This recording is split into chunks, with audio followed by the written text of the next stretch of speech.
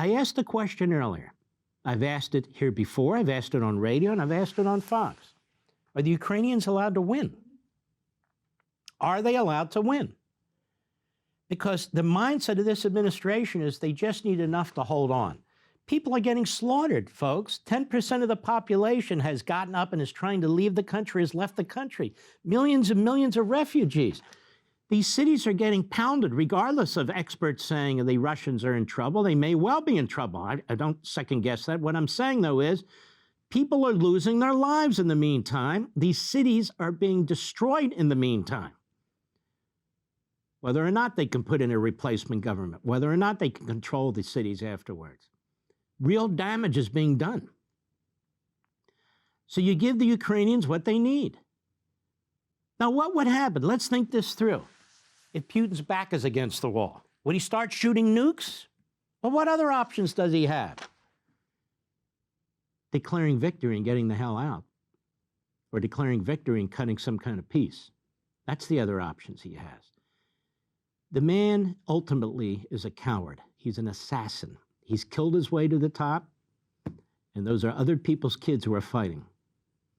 And he doesn't care. He doesn't care that he slaughters other people, whether they're Russians, Ukrainians, Syrians, Chechens, doesn't matter to him.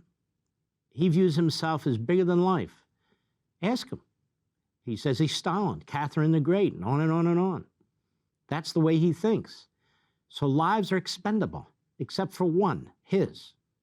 If he wanted to use nukes, he can use them already. He doesn't need any provocation from us, so-called provocation. But on the one hand, the idea that you send them MiGs, which our military says well, are not going to help them, but that would escalate matters and then trigger a nuclear war is so absurd on its face. It's not even, it's irrational.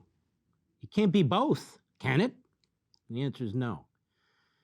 No, he's stuck.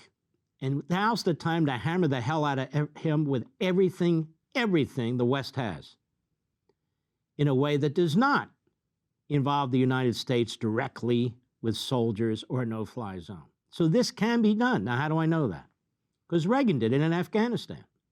Did exactly this in Afghanistan. And not just Afghanistan. He pushed back against the Soviets in Angola. He pushed back against the Soviets in Nicaragua. He pushed back against the Soviets all over the world. In the Middle East, we gave our freedom fighters all over the world weaponry. He didn't worry about that. Look at Donald Trump. The Syrians were warned not to use gas on their people, and they did. Trump had warned them not to, but they did. Obama had warned them not to earlier, and they did, and, you know, he went golfing.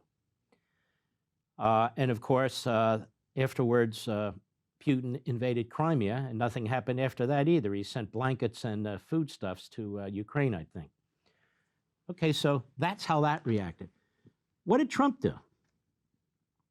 He fired missiles from our ships that hit this Syrian base.